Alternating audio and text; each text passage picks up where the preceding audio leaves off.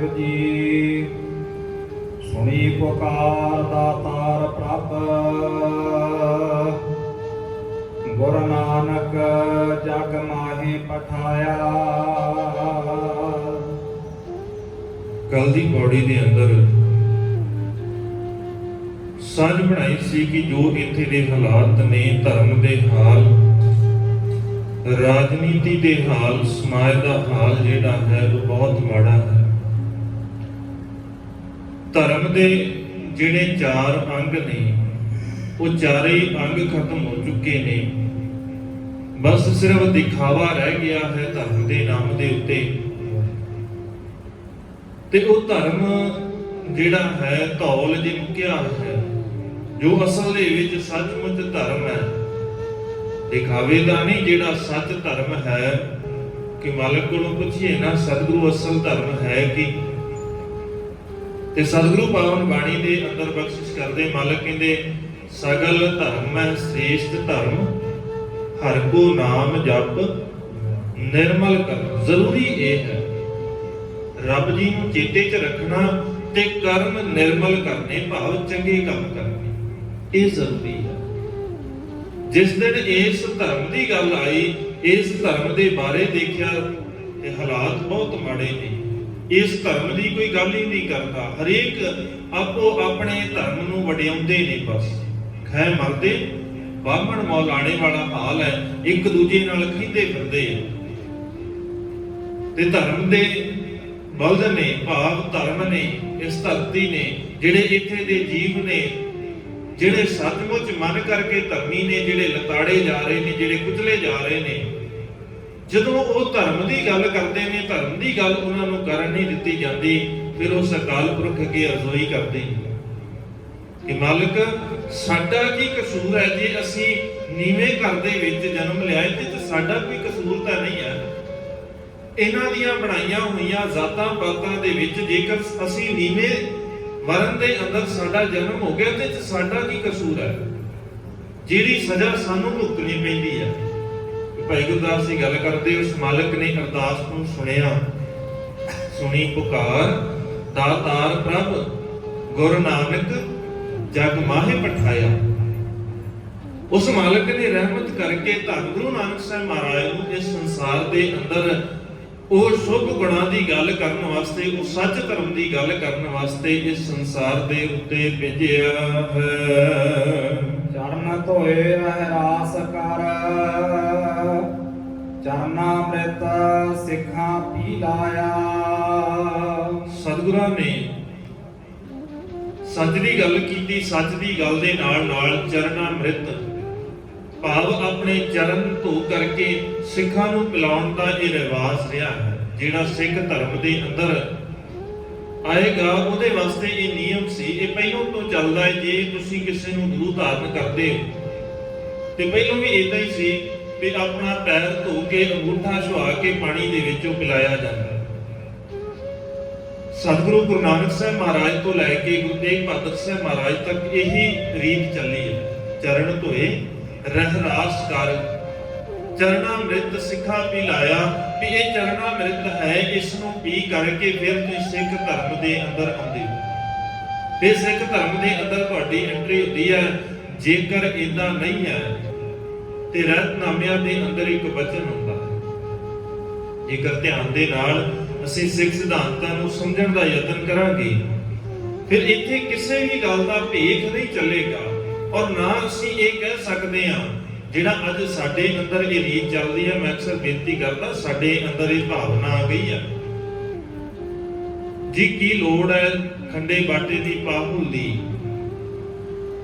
ਸਾਡਾ ਤੇ ਮਨ ਪਵਿੱਤਰ ਹੈ, ਅਸੀਂ ਤਾਂ ਬਾਣੀ ਪੜ੍ਹਦੇ ਹਾਂ, ਅਸੀਂ ਤਾਂ ਰੋਜ਼ਾਨਾ ਆਉਂਦੇ ਹਾਂ।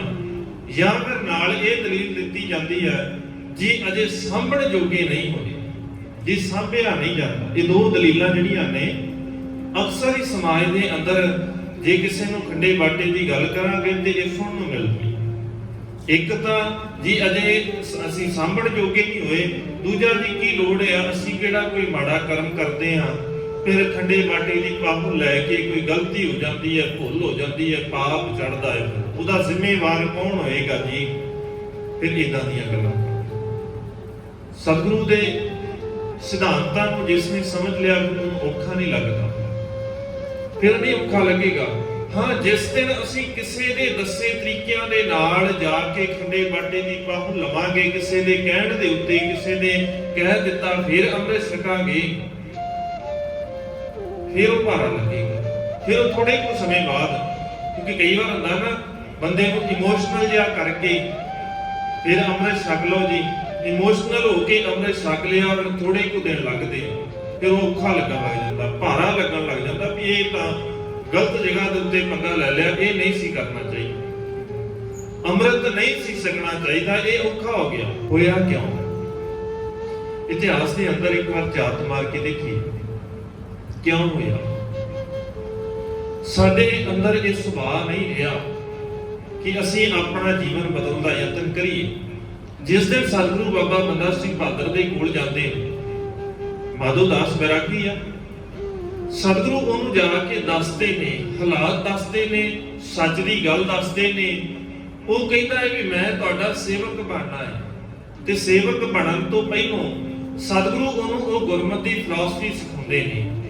ਜੇ ਭਾਈ ਮੱਝ ਆਉਂਦਾ ਹੈ, ਸਤਿਗੁਰੂ ਉਹਨੂੰ ਗੁਰਮਤਿ ਦੀ ਫਿਲਾਸਫੀ ਸਿਖਾਉਂਦੇ ਨੇ ਵੀ ਭਾਈ ਜੇ ਇਸ ਘਰ ਦੇ ਅੰਦਰ ਆਉਣਾ ਹੈ ਤੇ ਪਹਿਲਾਂ ਜੋ ਤੇਰੀ ਸੁਰਤ ਦੇ ਅੰਦਰ ਹੈ ਨਾ ਕੱਢ ਕੇ ਆਈ, ਪਹਿਲਾਂ ਪਿਆ ਹੋਇਆ ਨਾ ਆਪਣੀਆਂ ਸਿਆਣਪਾਂ ਨੂੰ ਛੱਡ ਕੇ ਆਵੀਂ। ਅੱਜ ਵੀ ਇਦਾਂ ਜਾਂ ਤਾਂ ਅਸੀਂ ਗੁਰੂ ਦੀ ਮੱਤ ਨੂੰ ਸਿੱਖਿਆ ਨਹੀਂ, ਜੇ ਸਿੱਖ ਲਿਆ ਤੇ ਫਿਰ ਆਪਣੀ ਸਿਆਣਪ ਵਰਤਣੀ ਸ਼ੁਰੂ ਕਰ ਦਿੱਤੀ। ਜੇ ਖੰਡੇ ਬਾਟੇ ਦੀ ਬਾਹੂ ਲੈਣੀ ਹੈ ਜ਼ਰੂਰੀ ਹੈ, ਇਸ ਤੋਂ ਬਿਨਾਂ ਕੰਮ ਨਹੀਂ ਚੱਲੇਗਾ। ਜੇ ਸਿੱਖੀ ਦੇ ਅੰਦਰ ਆਉਣਾ ਹੈ, ਕੋਈ ਕੁਝ ਵੀ ਕਹੀ ਜਾਵੇ, ਅੱਜ ਬੜਾ ਕੁਝ ਇਹਦਾ ਕਿਹਾ ਜਾਂਦਾ ਹੈ ਜੀ, ਇਹਦਾ ਅਧਿਆਤਮਕਤਾ ਦੇ ਨਾਲ ਕੋਈ ਸੰਬੰਧ ਨਹੀਂ, ਕਕਾਰਾਂ ਦਾ ਅਧਿਆਤਮਕਤਾ ਦੇ ਨਾਲ ਕੀ ਸੰਬੰਧ ਹੈ। ਜੇ ਕੇਸ ਨਾ ਰੱਖਾਂਗੇ ਫਿਰ ਕਿਹੜਾ ਸਿੱਖ ਨਹੀਂ ਰਵਾਂਗੇ, ਜੇ ਕੜਾ ਨਾ ਪਾਵਾਂਗੇ ਫਿਰ ਕਿਹੜਾ ਸਿੱਖ ਨਹੀਂ ਰਵਾਂਗੇ, ਜੇ ਕਿਰਪਾਨ ਨਾ ਪਾਵਾਂਗੇ ਤੇ ਫਿਰ ਕਿਹੜਾ ਬਾਣੀ ਨਾ ਪੜ੍ਹੀ ਜਾਏਗੀ। ਨਹੀਂ, ਬਾਣੀ ਤਾਂ ਪੜ੍ਹੀ ਜਾਏਗੀ। ਜੇ ਗੁਰੂ ਚਰਨਾਂ ਦੇ ਅੰਦਰ ਆਉਣ ਦੀ ਗੱਲ ਆਏਗੀ ਤੇ ਫਿਰ ਨਹੀਂ, ਕਿਉਂਕਿ ਸ਼ੁਰੂਆਤ ਹੀ ਇੱਥੋਂ ਹੈ। ਗੁਰੂ ਨਾਨਕ ਸਾਹਿਬ ਮਹਾਰਾਜ ਦੀ ਜੇ ਗੱਲ ਕਰਦੇ ਆ, ਚਰਨ ਧੋਏ ਰਹਿਰਾਸ ਕਰ ਚਰਨਾ ਅੰਮ੍ਰਿਤ ਸਿੱਖਾ ਪਿਲਾਇਆ, ਰਹਿਤਨਾਮਿਆਂ ਦੀ ਗੱਲ ਕਰਾਂਗੇ ਤੇ ਸਤਿਗੁਰੂ ਦੇ ਬਚਨ ਨੇ, ਗੁਰੂ ਕੇ ਪਿਆਰਿਆਂ ਦੇ ਬਚਨ ਨੇ, ਉੱਥੇ ਸਪਸ਼ਟ ਲਿਖਿਆ ਹੋਇਆ ਧਰੇ ਕੇਸ ਪਾਹੁਲ ਬਿਨਾ, ਖੰਡੇ ਬਾਟੇ ਦੀ ਪਾਹੁਲ ਤੋਂ ਬਿਨਾ ਕੇਸ ਰੱਖੇ ਹੋਏ ਨੇ। ਧਰੇ ਕੇਸ ਪਾਹੁਲ ਬਿਨਾ ਭੇਖੀ ਮੂੜਾ ਸਿੱਖ, ਮੇਰਾ ਦਰਸ਼ਨ ਨਾਹਿ ਤਿਸ ਪਾਪੀ ਤਿਆਗੈ ਭੇਖ। ਮਨ ਦੇ ਅੰਦਰ ਦੀ ਇਹ ਲਾਲਸਾ ਕੱਢ ਦੇਵੇ ਵੀ ਮੇਰੇ ਦਰਸ਼ਨ ਹੋ ਜਾਣਗੇ, ਮੇਰੀ ਫਿਲਾਸਫੀ ਨੂੰ ਸਮਝ ਚੁੱਕਿਆ ਹੈ, ਗੱਲਾਂ ਜਿੰਨੀਆਂ ਮਰਜ਼ੀ ਕਰ ਲਵੇ, ਗੱਲਾਂ ਦੇ ਨਾਲ ਨਹੀਂ, ਮੇਰੀ ਫਿਲਾਸਫੀ ਨੂੰ ਸਮਝਣ ਆਏ। ਤੇ ਫਿਰ ਇਹ ਵੀ ਨਾਲ ਇੱਕ ਜ਼ਰੂਰੀ ਅੰਗ ਹੈ, ਖੰਡੇ ਬਾਟੇ ਦੀ ਪਾਹੁਲ ਤੋਂ ਬਿਨਾ ਮੇਰੇ ਦਰ ਤੇ ਪ੍ਰਵਾਨਗੀ ਕੋਈ ਨਹੀਂ ਹੈ। ਜੇ ਚਰਨਾਮ੍ਰਿਤ ਤੋਂ ਬਿਨਾ ਪ੍ਰਵਾਨਗੀ ਨਹੀਂ ਹੈ ਫਿਰ ਖੰਡੇ ਬਾਟੇ, ਕਿਉਂਕਿ ਉਸੇ ਦਾ ਬਦਲਿਆ ਹੋਇਆ ਰੂਪ ਹੈ ਨਾ, ਉਸੇ ਦਾ ਹੀ ਬਦਲਿਆ ਹੋਇਆ ਰੂਪ ਹੈ। ਪਹਿਲੋਂ ਚਰਨਾਮ੍ਰਿਤ ਹੈ, ਤੇ ਜਿਸ ਦਿਨ ਧੰਨ ਗੁਰੂ ਗੋਬਿੰਦ ਸਿੰਘ ਮਹਾਰਾਜ ਕਲਗੀਧਰ ਪਾਤਸ਼ਾਹ ਬਖਸ਼ਿਸ਼ ਕਰਦੇ ਨੇ 30 ਮਾਰਚ 1699 ਨੂੰ ਵਿਸਾਖੀ ਵਾਲੇ ਦਿਨ, ਉਸ ਦਿਨ ਖੰਡੇ ਬਾਟੇ ਦੀ ਪਾਹੁਲ ਬਖਸ਼ ਦਿੰਦੇ ਨੇ। ਹੈ ਤਾਂ ਉਸੇ ਦਾ ਬਦਲਿਆ ਰੂਪ। ਜੇ ਚਰਨਾਮ੍ਰਿਤ ਤੋਂ ਬਿਨਾ ਕੋਈ ਸਿੱਖ ਧਰਮ ਦੇ ਅੰਦਰ ਨਹੀਂ ਆ ਸਕਦਾ, ਉਹਦਾ ਅਸਲ ਦੇ ਵਿੱਚ ਕਾਰਨ ਕੀ ਹੈ? ਕਾਰਨ ਇਹ ਹੈ ਕਿ ਜੇ ਤੂੰ ਅੱਜ ਚਰਨਾਮ੍ਰਿਤ ਲਈ ਆ ਨਾ, ਤੇ ਇਹ ਮੰਨ ਲਵੀਂ ਤੇ ਹੁਣ ਬਾਕੀ ਸਾਰਿਆਂ ਦੀ ਵਿਚਾਰਧਾਰਾ ਨੂੰ ਛੱਡ ਦਿੱਤਾ, ਸਾਰਿਆਂ ਨੂੰ ਛੱਡ ਕੇ ਫੇਰ ਇੱਥੇ ਆਇਆ ਹੈ, ਖੰਡੇ ਬਾਟੇ ਦੀ ਬਾਹੂ ਲੈ ਲਈ ਹੈ, ਸਾਰਾ ਕੁਝ ਛੱਡ ਕੇ ਫੇਰ ਇੱਥੇ ਆਇਆ। ਜੇ ਅਜੇ ਵੀ ਲੱਗਦਾ ਹੈ ਗੁਰੂ ਕੀ ਬਾਣੀ ਨੂੰ ਪੜ੍ਹਨ ਤੋਂ ਬਾਅਦ, ਸਿਧਾਂਤਾਂ ਨੂੰ, ਇਤਿਹਾਸ ਨੂੰ ਪੜ੍ਹਨ ਤੋਂ ਬਾਅਦ ਸਾਨੂੰ ਇਹਦਾ ਲੱਗਦਾ ਹੈ ਇਹ ਬੜਾ ਔਖਾ ਕੰਮ ਹੈ, ਫਿਰ ਔਖਾ ਉਹ ਨਹੀਂ ਹੈ, ਔਖਾ ਅਸੀਂ ਆਪ ਬਣਾਇਆ ਹੋਇਆ ਹੈ। ਸੌਖਾ ਹੋਏਗਾ ਨਾ ਕੁਝ ਨਾ ਕੁਝ, ਬਾਕੀ ਚੀਜ਼ਾਂ ਨਾਲੋਂ ਸੌਖਾ ਹੋਏਗਾ। ਤਾਂ ਹੀ ਕਰਕੇ ਤਾਂ ਭਾਈ ਤਾਰੂ ਸਿੰਘ ਕਹਿੰਦਾ ਇਹ ਖੋਪੜੀ ਉਤਾਰ ਦੇ, ਕੋਈ ਮਸਲਾ ਨਹੀਂ ਹੈ, ਸਿੱਖੀ ਨਹੀਂ ਛੱਡਾਂ। ਬਾਕੀ ਚੀਜ਼ਾਂ ਨਾਲੋਂ ਸਿੱਖੀ ਛੱਡਣ ਨਾਲੋਂ ਸੌਖਾ ਹੈ ਨਾ ਖੰਡੇ ਬਾਟੇ ਦੀ ਬਾਹੁਲ ਤੇ ਉਸ ਮਰਿਆਦਾ ਦੇ ਅੰਦਰ ਰਹਿਣਾ, ਇਸ ਕੰਮ ਨਾਲੋਂ ਸੌਖਾ ਹੈ ਨਾ ਸਿੱਖੀ ਛੱਡਣ ਨਾਲੋਂ। ਸਿੱਖੀ ਛੱਡਣ ਨਾਲੋਂ ਸੌਖਾ ਹੈ ਨਾ ਨੀਹਾਂ ਦੇ ਵਿੱਚ ਚਿਣ ਜਾਣਾ, ਸੌਖਾ ਲੱਗਾ ਤਾਂ ਹੀ ਤਾਂ ਉਹਨਾਂ ਨੇ ਚਿਣਵਾ ਲਿਆ ਨਾ ਆਪਣੇ ਆਪ ਨੂੰ। ਜੇ ਨਾ ਸੌਖਾ ਹੁੰਦਾ, ਜੇ ਖੰਡੇ ਬਾਟੇ ਦੀ ਬਾਹੁਲ ਔਖੀ ਹੁੰਦੀ ਤੇ ਫਿਰ ਉਹਨਾਂ ਨੇ ਇਹ ਕਹਿਣਾ ਸੀ ਵੀ ਚਲੋ ਛੱਡੋ, ਇਹ ਤਾਂ ਸੌਖਾ ਕੰਮ ਹੈ, ਇਹ ਤਾਂ ਸਿੱਖੀ ਨੂੰ ਛੱਡਣਾ ਸੌਖਾ ਹੈ। ਖੰਡੇ ਬਾਟੇ ਦੀ ਪਾਹੁਲ ਬੜਾ ਔਖਾ ਕੰਮ ਹੈ ਜੀ, ਇਹ ਨਹੀਂ ਨਿਭਾਈ ਜਾ ਸਕਦੀ, ਸਿੱਖੀ ਨੂੰ ਛੱਡ ਦਿੰਦੇ ਆ, ਸੌਖਾ ਕੰਮ। ਜੇ ਸੌਖਾ ਹੁੰਦਾ ਸਿੱਖੀ ਨੂੰ ਛੱਡਣਾ ਤੇ ਵੀ ਉਹਨਾਂ ਨੇ ਛੱਡ ਦੇਣਾ ਸੀ। ਜੇ ਖੰਡੇ ਬਾਟੇ ਦੀ ਪਾਹੁਲ ਔਖੀ ਹੁੰਦੀ, ਨਹੀਂ ਸੀ ਔਖੀ ਤਾਂ ਨਹੀਂ ਛੱਡਿਆ। ਜੇ ਔਖੀ ਹੋਈ ਆ ਨਾ ਤੇ ਸਾਡੇ ਆਪਣੇ ਕਰਕੇ ਹੋਈ ਆ, ਅਸੀਂ ਉਲਝੇ ਫਿਰਦੇ ਤਾਂ ਔਖੀ ਲੱਗਦੀ ਹੈ ਸਾਨੂੰ। ਜੇ ਅਸੀਂ ਗੁਰੂ ਕੀ ਮੱਤ ਲੈ ਕੇ ਆਪਣੇ ਜੀਵਨ ਨੂੰ ਸੁਖਾਲਾ ਕਰ ਲਵਾਂਗੇ ਤੇ ਫਿਰ ਹੁਣ ਸੌਖਾ ਹੈ ਨਾ। ਖੰਡੇ ਬਾਟੇ ਦੀ ਪਾਹੁਲ ਲੈ ਲਈ, ਗੁਰੂ ਦੀ ਮੱਤ, ਗੁਰੂ ਦੇ ਸਿਧਾਂਤਾਂ ਨੂੰ ਜੀਵਨ ਦੇ ਅੰਦਰ ਲੈ ਆਂਦਾ ਤੇ ਕਿੰਨਾ ਸੌਖੇ ਹੋ ਜਾਵਾਂਗੇ। ਕਿਸੇ ਦਾ ਆਸਰਾ ਤੱਕਣ ਦੀ ਲੋੜ ਨਹੀਂ, ਕਿਸੇ ਨੂੰ ਤੇਲ ਸ਼ਨੀਵਾਰ ਨੂੰ ਪਾਉਣ ਦੀ ਲੋੜ ਨਹੀਂ, ਕਿਸੇ ਦਾ ਡਰ ਨਹੀਂ। ਹੁਣ ਕੋਈ ਆ ਕੇ ਇਹ ਨਹੀਂ ਕਹੇਗਾ ਕਿ ਭਾਈ ਆ ਮੰਦੇ ਕੰਮ ਵਾਸਤੇ ਮੇਰੇ ਨਾਲ ਤੁਰ। ਜੇ ਸੱਚਮੁੱਚ ਜੀਵਨ ਦੇ ਅੰਦਰ ਹੈ, ਬੜੇ ਨਹੀਂ ਤੇ ਤੁਰੇ ਫਿਰਦੇ ਜਿਹੜੇ ਭੇਖ ਬਣਾ ਕੇ ਤੁਰੇ ਫਿਰਦੇ ਨੇ। ਭੇਖ ਵਾਲਿਆਂ ਦੀ ਗੱਲ ਨਹੀਂ, ਸੱਚ ਵਾਲਿਆਂ ਦੀ ਗੱਲ, ਜਿਨ੍ਹਾਂ ਨੇ ਸੱਚਮੁੱਚ ਖੰਡੇ ਦੀ ਪਾਹੁਲ ਲੈ ਕਰਕੇ ਜੀਵਨ ਦੇ ਅੰਦਰ ਉਹਨਾਂ ਸਿਧਾਂਤਾਂ ਨੂੰ ਵਸਾਇਆ ਹੋਇਆ, ਉਹਨਾਂ ਦੀ ਗੱਲ ਹੈ। ਜਿਨ੍ਹਾਂ ਨੇ ਜੀਵਨ ਜੀਆ ਹੋਇਆ ਉਹਨਾਂ ਦੀ ਗੱਲ ਹੈ। ਜੇ ਸੱਚਮੁੱਚ ਉਹਨਾਂ ਨੇ ਜੀਵਿਆ ਤੇ ਫਿਰ ਕੋਈ ਆ ਕੇ ਕਹੇਗਾ ਨਹੀਂ ਵੀ ਆ ਮੰਦਾ ਕਰਮ ਕਰ, ਫਲਾਣੇ ਥਾਂ ਫਲਾਣੇ ਡੇਰੇ ਤੇ ਅੱਜ ਮੱਥਾ ਟੇਕ ਕੇ ਉਹਨੇ ਫਲਾਣੇ ਬਾਬੇ ਦੇ ਪੈਰਾਂ 'ਚ ਸਿਰ ਰੱਖ ਕੇ ਉਹਨੇ ਆ। ਕਿੰਨਾ ਸੌਖਾ ਹੋ ਜਾਏਗਾ ਨਾ। ਆਨੰਦ ਕਾਰਜ ਘਰ ਦੇ ਅੰਦਰ ਕੋਈ ਮਾੜਾ ਕਰਮ ਕਰਨ ਦੀ ਲੋੜ ਨਹੀਂ ਪਏਗੀ, ਗੁਰਮਤਿ ਤੋਂ ਉਲਟ ਜਾਣ ਦੀ ਲੋੜ ਨਹੀਂ, ਤੇ ਕਿੰਨੇ ਸੌਖੇ ਹੋ ਜਾਵਾਂਗੇ। ਗੁਰੂ ਦੀ ਮੱਤ ਦੇ ਨਾਲ, ਸਿਧਾਂਤਾਂ ਦੇ ਨਾਲ ਜੁੜੇ ਹੋਵਾਂਗੇ। ਕਿੰਨੇ ਜਿਹੜੇ ਐਸੇ ਪਖੰਡ ਨੇ, ਰੀਤੀ ਰਿਵਾਜ ਨੇ, ਆਪਣੇ ਆਪ ਨਿਕਲ ਜਾਂਦੇ। ਹੁਣ ਕੋਈ ਨਹੀਂ ਕਹੇਗਾ ਆ ਕੇ, ਜਿਹੜਾ ਕਹੇਗਾ ਉਹਨੂੰ ਪਤਾ ਹੈ ਭਾਈ ਇਹ ਗੁਰਮਤਿ ਦਾ ਧਾਰਨੀ ਆ, ਇਹਨੇ ਗੁਰੂ ਦੀ ਮੰਨਣੀ ਆ, ਸਾਡੀ ਨਹੀਂ ਮੰਨਣੀ। ਇੱਕ ਦੋ ਵਾਰ ਕਹਿਣਗੇ ਰਿਸ਼ਤੇਦਾਰਾਂ, ਬਾਅਦ ਵਿੱਚ ਕਹਿਣੋਂ ਹਟ ਜਾਣਾ। ਪਤਾ ਹੈ ਇਹ ਗੁਰੂ ਦੀ ਮੱਤ ਦੇ ਉੱਤੇ ਪੱਕਾ ਹੈ, ਸਾਡੀਆਂ ਨਹੀਂ ਚੱਲਣੀਆਂ। ਤੇ ਜਦੋਂ ਨਾ ਹੋਵਾਂਗੇ ਇਸ ਪਾਸੇ ਜੁੜੇ ਹੋਏ ਫਿਰ ਸਾਰੇ ਕਹਿਣਗੇ ਪਤਾ ਹੈ ਨਾ ਕੱਚਾ ਹੈ। ਫਿਰ ਕੱਚੇ ਨੂੰ ਤੇ ਆ ਕੇ ਸਾਰੇ ਆਪਣੇ ਹਿਸਾਬ ਦੇ ਨਾਲ ਪਕਾਉਣ ਦਾ ਯਤਨ ਕਰਨਗੇ। ਜਿਸ ਦਿਨ ਗੁਰੂ ਦੀ ਮੱਤ ਦੇ ਨਾਲ ਚਰਨ ਧੋਏ ਰਹਿਰਾਸ ਕਰ, ਚਰਣਾ ਅੰਮ੍ਰਿਤ ਸਿੱਖਾ ਪਿਲਾਇਆ, ਸਤਿਗੁਰੂ ਨੇ ਇਹ ਨਿਯਮ ਤੋੜ ਦਿੱਤਾ, ਸਿੱਖ ਵੱਡਾ ਹੈ। ਤੇ ਫਿਰ ਇਹ ਚਰਨ ਜਿਹੜੇ ਅੰਮ੍ਰਿਤ ਹੈ, ਚਰਣਾ ਅੰਮ੍ਰਿਤ ਆਪਣੇ ਜੀਵਨ ਦੇ ਅੰਦਰ ਚਰਨ ਪਾਹੁਲ ਇਹ ਤੈਨੂੰ ਲੈਣੀ ਪਏਗੀ, ਇਸ ਤੋਂ ਬਿਨਾਂ ਸਿੱਖ ਨਹੀਂ ਬਣ ਸਕਦਾ ਹੈ। ਪਾਰ ਬ੍ਰਹਮ ਪੂਰਨ ਬ੍ਰਹਮ ਕਲ ਜੁਗ ਅੰਦਰ ਇੱਕ ਦਿਖਾਇਆ। ਪਾਰ ਬ੍ਰਹਮ, ਪੂਰਨ ਬ੍ਰਹਮ ਦੇ ਰੂਪ ਦੇ ਅੰਦਰ ਉਸ ਮਾਲਕ ਨੇ ਆਪਣਾ ਰੂਪ ਬਣਾ ਕਰਕੇ ਗੁਰੂ ਨਾਨਕ ਸਾਹਿਬ ਮਹਾਰਾਜ ਨੂੰ ਇਸ ਸੰਸਾਰ ਦੇ ਉੱਤੇ ਭੇਜਿਆ। ਉਸ ਗੁਰੂ ਨਾਨਕ ਸਾਹਿਬ ਮਹਾਰਾਜ ਨੇ ਇਸ ਸੰਸਾਰ ਦੇ ਉੱਤੇ ਆ ਕੇ ਜਿਹੜਾ ਸਾਰਿਆਂ ਤੋਂ ਪਹਿਲਾ ਕੰਮ ਕੀਤਾ ਉਹ ਸੀ ਸਾਰੇ ਪਾਸੇ ਵੰਡੇ ਹੋਇਆਂ ਨੂੰ। ਬੜੇ ਥਾਂ ਵੰਡੇ ਫਿਰਦੇ ਨੇ ਜਿਹੜੇ ਲੋਕ, ਉਹਨਾਂ ਨੂੰ ਇੱਕ ਦਿਖਾਇਆ, ਇੱਕ ਅਕਾਲ ਪੁਰਖ ਦੀ ਗੱਲ ਸਿਖਾ ਦਿੱਤੀ। ਭਾਈ ਇੱਥੇ ਤਿੰਨ ਨਹੀਂ, ਇੱਥੇ ਇੱਕ ਹੈ, ਇੱਕੋ ਹੀ ਸਾਰਾ ਕੁਝ ਕਰਨ ਵਾਲਾ ਹੈ, ਇੱਕ ਓੰਕਾਰ ਦੀ ਵਿਚਾਰਧਾਰਾ ਦੇ ਉੱਤੇ ਸਤਿਗੁਰੂ ਨੇ ਇਹ ਸਿਖਾ ਦਿੱਤਾ ਵੀ ਇਸ ਸੰਸਾਰ ਦੇ ਉੱਤੇ ਕੋਈ ਦੂਜਾ ਨਹੀਂ ਜਿਹੜਾ ਕਿਸੇ ਦੀ ਜਿਹਦੀ ਤਾਕਤ ਚੱਲਦੀ ਹੋਵੇ। ਉਹ ਮਾਲਕ ਆਪਣੇ ਆਪ ਹੀ ਸਾਰਾ ਕੁਝ ਕਰਨ ਵਾਲਾ ਹੈ। ਨਾ ਉਹ ਕਿਸੇ ਦੀ ਸਲਾਹ ਲਵੇ, ਨਾ ਉਹਨੇ ਕਿਸੇ ਨੂੰ ਡਿਪਾਰਟਮੈਂਟ ਵੰਡ ਕੇ ਦਿੱਤੇ ਹੋਏ ਨੇ। ਜੋ ਕਰਨਾ ਹੈ ਉਸ ਇਕੱਲੇ ਨੇ ਕਰਨਾ ਹੈ, ਉਸ ਇੱਕ ਨੇ ਹੀ ਕਰਨਾ ਹੈ। ਸਾਰੇ ਪੈਰ ਧਰਮ ਦੇ ਚਾਰ ਵਰਨ ਇੱਕ ਵਰਨ ਕਰਾਇਆ। ਤਿੰਨ ਪੈਰ ਖਤਮ ਹੋ ਚੁੱਕੇ ਸਨ, ਧਰਮ ਖਤਮ ਹੋ ਚੁੱਕਿਆ ਸੀ ਲਗਭਗ। ਸਤਿਗੁਰੂ ਨੇ ਆ ਕੇ ਚਾਰੇ ਪੈਰ ਜਿਹੜੇ ਨੇ ਦੁਬਾਰਾ ਤੋਂ ਇਸ ਸੰਸਾਰ ਦੇ ਅੰਦਰ ਸਥਾਪਿਤ ਕੀਤੇ। ਇੱਥੇ ਆ ਕੇ ਦੁਬਾਰਾ ਉਹ ਦਇਆ ਦੀ ਗੱਲ ਸਿਖਾਈ, ਦੁਬਾਰਾ ਆ ਕੇ ਸੰਤੋਖ ਦੀ ਗੱਲ ਸਿਖਾਈ, ਦੁਬਾਰਾ ਆ ਕੇ ਜੱਤ ਦੀ ਗੱਲ ਸਿਖਾਈ, ਦੁਬਾਰਾ ਆ ਕੇ ਸੱਚ ਦੀ ਗੱਲ ਸਿਖਾਈ। ਇਹ ਚਾਰੇ ਪੈਰ ਧਰਮ ਦੇ ਫਿਰ ਦੁਬਾਰਾ ਮੁੜ ਕੇ ਇੱਥੇ ਸੁਰਜੀਤ ਕਰ ਦਿੱਤੇ ਜਿਹੜੇ ਕਦੇ ਖਤਮ ਹੋ ਗਏ ਸੀ। ਸਤਿਗੁਰੂ ਜਦੋਂ ਪਹਿਲੀ ਵਾਰ ਗੱਲ ਕਰਦੇ ਨੇ ਉਦੋਂ ਇਹੀ ਗੱਲ ਕੀਤੀ ਨਾ, ਪੰਡਤ ਦਰਦਿਆਲ ਤੇਰੀਆਂ ਗੱਲਾਂ ਨਹੀਂ ਚੱਲਣੀਆਂ, ਆ ਤੇਰੇ ਕਰਮ ਨਹੀਂ ਚੱਲਣੇ, ਆ ਵਿਖਾਵੇ ਨਹੀਂ ਚੱਲਣੇ, ਤੇਰੇ ਫੋਕਟ ਕਰਮ ਨਹੀਂ ਚੱਲਣੇ। ਇੱਥੇ ਜੇ ਚੱਲਣਾ ਹੈ ਦਇਆ, ਕਪਾਹ, ਸੰਤੋਖ, ਸੂਤ, ਜੱਤ, ਗੰਢੀ, ਸੱਤ ਵੱਟ, ਇਹ ਜਨੇਊ ਜੀ ਕਾ ਹੈ ਤਾਂ ਪਾਂਡੇ ਕੱਤ। ਜੇ ਹੈਗਾ ਤੇ ਪਾ ਦੇ, ਆ ਚੱਲੇਗਾ ਇੱਥੇ। ਇੱਥੇ ਤੇਰੇ ਪਖੰਡ ਨਹੀਂ ਚੱਲਣਗੇ। ਚਾਰ ਵਰਨ ਇੱਕ ਵਰਨ ਕਰਾਇਆ। ਉਹ ਚਾਰੇ ਵਰਨ ਜਿਹੜੇ ਵੱਖਰੇ ਵੱਖਰੇ ਸਨ ਇੱਕ ਕਰ ਦਿੱਤੇ। ਆ ਝਾਤ ਮਾਰ ਕੇ ਦੇਖੀ ਇੱਕ ਰਹਿ ਗਏ।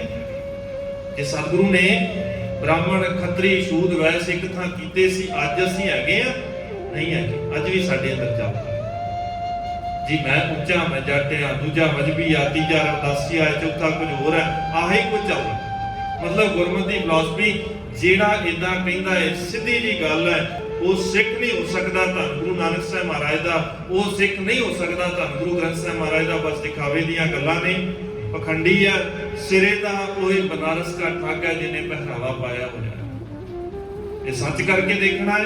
ਤੇ ਸਤਿਗੁਰੂ ਕਹਿੰਦੇ ਇੱਥੇ ਜ਼ਾਤ ਜਿਹੜਾ ਕਰਦਾ ਹੈ ਨਾ, ਜ਼ਾਤ ਦੀਆਂ ਗੱਲਾਂ ਜਿਹੜਾ ਕਰਦਾ ਹੈ ਉੱਚੇ ਤੇ ਨੀਵੇਂ ਹੋਣ ਦੀਆਂ ਗੱਲਾਂ, ਫਿਰ ਉਹ ਗੁਰੂ ਦਾ ਚਰਨਾਂ ਦੇ ਅੰਦਰ ਪ੍ਰਵਾਨ ਨਹੀਂ।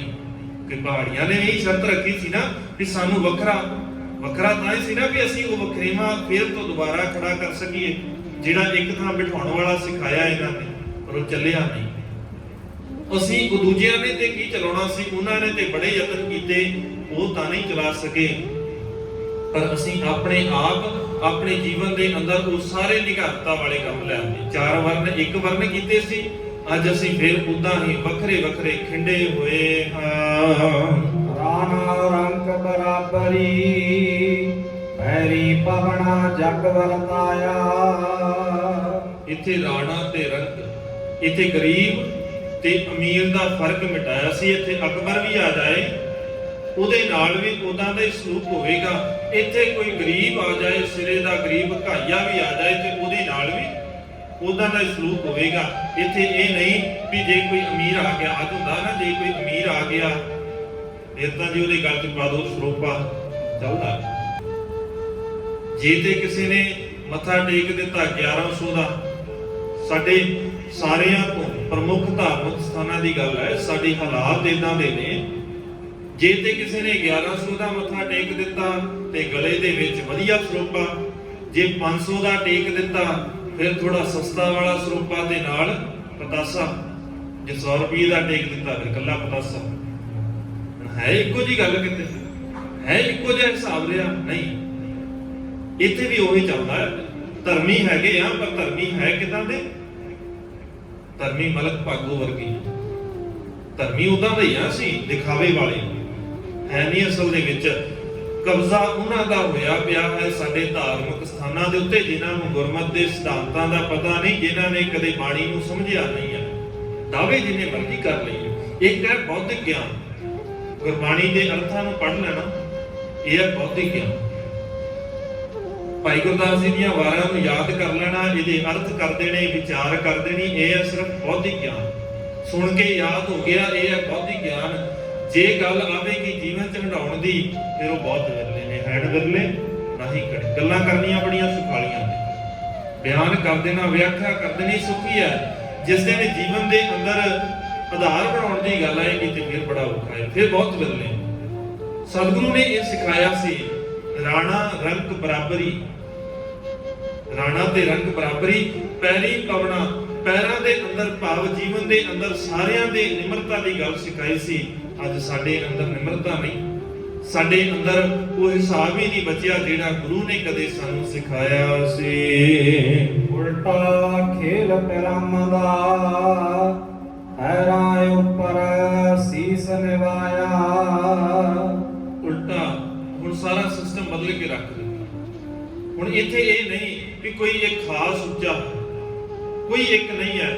ਜਿੱਥੇ ਬੜੇ ਥਾਂ ਤੇ ਝੁਕਦੇ ਸਨ, ਸਤਿਗੁਰੂ ਨੇ ਇੱਕ ਥਾਂ ਦੇ ਉੱਤੇ ਝੁਕਣਾ ਸਿਖਾ ਦਿੱਤਾ, ਸੰਸਾਰ ਤੋਂ ਉਲਟਾ ਕਰਕੇ, ਦੁਨੀਆ ਤੋਂ ਉਲਟਾ ਕਰਕੇ।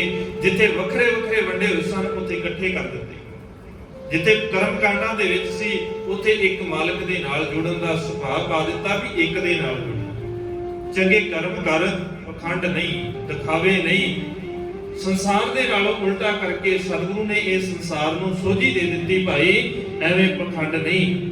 ਪੈਰਾਂ ਉੱਪਰ ਸੀਸ ਨਿਵਾਇਆ। ਇੱਥੇ ਜਿਹੜਾ ਵੀ ਆ ਜਾਏਗਾ ਗੁਰੂ ਚਰਨਾਂ ਦੇ ਅੰਦਰ ਝੁਕਣਾ ਪਏਗਾ। ਜੇ ਉਸੇ ਜੋਤ ਦੀ ਗੱਲ, ਜੇ ਜੋਤ ਦੂਜੇ ਥਾਂ ਜਾਏਗੀ, ਫਿਰ ਉਸ ਜੋਤ ਦੇ ਅੰਦਰ ਪਹਿਲਾ ਸਰੀਰ ਸੀਸ ਝੁਕਾਏਗਾ। ਸੰਸਾਰ ਦੇ ਨਾਲੋਂ ਬਿਲਕੁਲ ਉਲਟਾ ਇਹ ਸਾਰਾ ਹੀ ਵਰਤਾਰਾ ਚੱਲਦਾ ਹੈ।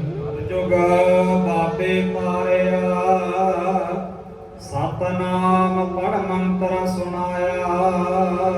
ਸਤਿਗੁਰੂ ਨੇ ਇਹ ਸੁਭਾਅ ਜਿਹੜੇ ਸਨ ਮਾੜੇ ਹੋਏ, ਕਲਯੁਗੀ ਸੁਭਾਅ, ਦੂਜਿਆਂ ਦੇ ਉੱਤੇ ਧੱਕਾ ਕਰਨ ਵਾਲੇ ਮਾਲਕ ਨੇ ਉਹ ਸੱਚਾ ਨਾਮ, ਗੁਰੂ ਦੀ ਸਿੱਖਿਆ, ਗੁਰੂ ਦੀ ਮੱਤ ਦੇ ਕੇ ਸਤਨਾਮ ਪੜ੍ਹ ਮੰਤਰ ਸੁਣਾਇਆ। ਗੁਰੂ ਨੇ ਉਹ ਵਿਚਾਰਧਾਰਾ ਦੇ ਦਿੱਤੀ ਜਿਹੜੀ ਉਸ ਅਕਾਲ ਪੁਰਖ ਦੀ ਸੱਚੀ ਵਿਚਾਰਧਾਰਾ ਹੈ, ਜਿਹੜਾ ਸ੍ਰੇਸ਼ਟ ਧਰਮ ਹੈ, ਜਿਹੜਾ ਸੱਚ ਧਰਮ ਹੈ। ਸਤਿਗੁਰੂ ਨੇ ਉਹ ਸਾਰੇ ਸੰਸਾਰ ਦੇ ਅੰਦਰ ਸਾਰਿਆਂ ਨੂੰ ਉਹੀ ਸੁਣਾਇਆ ਹੈ। ਮਨ ਤਾਰਨ ਗੁਰ ਨਾਨਕ ਆਇਆ। ਭਾਈ ਗੁਰਦਾਸ ਜੀ ਕਹਿੰਦੇ ਇੱਥੇ ਸਾਰਾ ਸੰਸਾਰ ਡੁੱਬਦਾ ਸੀ ਵਿਕਾਰਾਂ ਦੇ ਅੰਦਰ, ਮਨ ਦੀਆਂ ਕਮਜ਼ੋਰੀਆਂ ਦੇ ਅੰਦਰ, ਦੂਜਿਆਂ ਨੂੰ ਨੀਵਾਂ ਦਿਖਾਉਣ ਦੇ ਸੁਭਾਅ ਦੇ ਅੰਦਰ, ਦੂਜਿਆਂ ਦੇ ਉੱਤੇ ਧੱਕਾ ਕਰਨ ਦੇ ਸੁਭਾਅ ਦੇ ਅੰਦਰ। ਇੱਥੇ ਸਾਰਿਆਂ ਦੇ ਅੰਦਰ ਇਹੀ ਸੀ, ਮੈਂ ਆਪਣੇ ਆਪ ਨੂੰ ਸ੍ਰੇਸ਼ਟ ਦਿਖਾ ਦੇਵਾਂ। ਪਰ ਅਸਲ ਦੇ ਵਿੱਚ ਕੋਈ ਇੱਥੇ ਤਰਨ ਦੀ ਗੱਲ ਨਹੀਂ ਸੀ ਸਿਖਾਉਂਦਾ ਵੀ ਇਸ ਭਵਜਲ ਚੋਂ ਤਰਨਾ ਕਿਵੇਂ ਆ। ਇੱਥੇ ਸਾਰੇ ਡੁੱਬਣ ਦੀਆਂ ਗੱਲਾਂ ਕਰਦੇ ਸਨ, ਨਿਘਾਰਤਾ ਜੀਵਨ ਦੇ ਅੰਦਰ ਨੀਵਾਂ ਬਣਾ। ਸਤਿਗੁਰੂ ਨੇ ਬਖਸ਼ਿਸ਼ ਕੀਤੀ, ਉਸ ਅਕਾਲ ਪੁਰਖ ਨੇ ਇਸ ਸੰਸਾਰ ਦੇ ਉੱਤੇ ਧੰਨ ਗੁਰੂ ਨਾਨਕ ਸਾਹਿਬ ਮਹਾਰਾਜ ਨੂੰ ਭੇਜਿਆ। ਜਿਸ ਦਿਨ ਸਤਿਗੁਰੂ ਆਏ ਤੇ ਧੰਨ ਗੁਰੂ ਅਰਜਨ ਸਾਹਿਬ ਮਹਾਰਾਜ ਵੀ ਪਾਵਨ ਬਾਣੀ ਦੇ ਅੰਦਰ ਜਦੋਂ ਸਵਈਏ ਅਸੀਂ ਪੜ੍ਹਦੇ ਹਾਂ ਤੇ ਸਤਿਗੁਰੂ ਗੁਰੂ ਅਰਜਨ ਸਾਹਿਬ ਮਹਾਰਾਜ ਦੇ ਸਵਈਆਂ ਨੂੰ ਜਦੋਂ ਪੜਾਂਗੇ, ਮਾਲਕ ਨੇ ਬਖਸ਼ਿਸ਼ ਕੀਤੀ, ਬਲਿਓ ਚਿਰਾਗ ਅੰਧਿਆਰ ਮੈਂ ਸਭ ਕਲ ਉਤਰੀ ਇੱਕ ਨਾਮ ਧਰ, ਪ੍ਰਗਟ ਸਗਲ ਹਰ ਭਵਨ ਮੈਂ ਜਨ ਨਾਨਕ ਗੁਰ ਪਾਰ। ਸਤਿਗੁਰੂ ਗੁਰੂ ਨਾਨਕ ਸਾਹਿਬ ਮਹਾਰਾਜ ਜਿਹੜੇ ਉਸ ਪਾਰ ਬ੍ਰਹਮ ਦਾ ਸਰੂਪ ਨੇ, ਉਸੇ ਦੀਆਂ ਗੱਲਾਂ ਕਰਨ ਵਾਲੇ, ਉਹਨਾਂ ਦੇ ਸੁਭਾਅ ਵਾਲੇ ਨੇ। ਸਤਿਗੁਰੂ ਨੇ ਆ ਕੇ ਇਸ ਸੰਸਾਰ ਨੂੰ ਉਤਾਰਿਆ, ਕਲਯੁਗ ਬਾਬੇ ਤਾਰਿਆ, ਸਤਨਾਮ ਪੜ੍ਹ ਮੰਤਰ ਸੁਣਾਇਆ। ਗੁਰੂ ਨੇ ਸਤਨਾਮ ਦਾ, ਸਿਧਾਂਤਾਂ ਦਾ ਮੰਤਰ, ਗੁਰਮਤਿ ਦੀ ਸਿੱਖਿਆ ਦਾ ਮੰਤਰ ਸਿਖਾਇਆ ਸੀ। ਗੁਰਮਤਿ ਦੀ ਸਿੱਖਿਆ ਛੱਡ ਕੇ ਅਸੀਂ ਹੁਣ ਕਹਿੰਦੇ ਅਸੀਂ ਫਲਾਣੇ ਬਾਬੇ ਦੀ ਸਿੱਖਿਆ ਤੇ ਚੱਲਦੇ ਹਾਂ, ਅਸੀਂ ਫਲਾਣੀ ਸੰਸਥਾ ਦੇ ਹਿਸਾਬ ਦੇ ਨਾਲ ਚੱਲਦੇ ਹਾਂ, ਅਸੀਂ ਫਲਾਣੇ ਥਾਂ ਅੰਮ੍ਰਿਤ ਛਕਿਆ ਹੈ ਉਹਨਾਂ ਦੇ ਹਿਸਾਬ ਦੇ ਨਾਲ ਚੱਲਦੇ ਹਾਂ। ਹੁਣ ਅਸੀਂ ਸਾਰਾ ਕੁਝ ਵੰਡਿਆ ਹੋਇਆ। ਗੁਰੂ ਦੀ ਮੱਤ, ਗੁਰੂ ਦੀ ਸਿੱਖਿਆ ਜੀਵਨ ਦੇ ਅੰਦਰ ਜਦੋਂ ਤੱਕ ਨਹੀਂ ਧਾਰਦੇ, ਉਦੋਂ ਤੱਕ ਸਾਡੇ ਤਰਨ ਵਾਲਾ ਜਿਹੜਾ ਪਾਸਾ ਹੈ ਨਾ, ਉਹ ਵੀ ਔਖਾ ਹੀ ਰਹੇ। ਵਿਕਾਰਾਂ ਚੋਂ ਅਸੀਂ ਵੀ ਪਾਰ ਨਹੀਂ ਲੱਗ ਸਕਦੇ। ਵਿਕਾਰਾਂ ਚੋਂ ਪਾਰ ਲੰਘਣਾ ਹੈ ਤੇ ਗੁਰੂ ਦਾ ਆਸਰਾ, ਗੁਰੂ ਦੀ ਸਿੱਖਿਆ ਨੂੰ ਜੀਵਨ ਦੇ ਅੰਦਰ ਧਾਰਨ ਕਰਨਾ ਪਏਗਾ, ਤਾਂ ਉਸ ਮਾਲਕ ਦੀ ਬਖਸ਼ਿਸ਼ ਸਾਡੇ ਜੀਵਨ ਦੇ ਉੱਤੇ ਹੋ ਸਕਦੀ ਹੈ। ਸਤਿਗੁਰੂ ਬਖਸ਼ਿਸ਼ ਕਰਨ, ਹੋਈਆਂ ਬੇਅੰਤ ਭੁੱਲਾਂ ਦੀ ਖਿਮਾ ਬਖਸ਼ ਦੇਣ। ਸੰਗਤ ਬਖਸ਼ਣ ਯੋਗ ਹੈ, ਬਖਸ਼ ਲੈਣਾ ਜੀ। ਬੁਲਾਓ ਜੀ ਫਤਿਹ। ਆਖੋ ਜੀ ਵਾਹਿਗੁਰੂ ਜੀ ਕਾ ਖਾਲਸਾ, ਵਾਹਿਗੁਰੂ ਜੀ ਕੀ ਫਤਿਹ।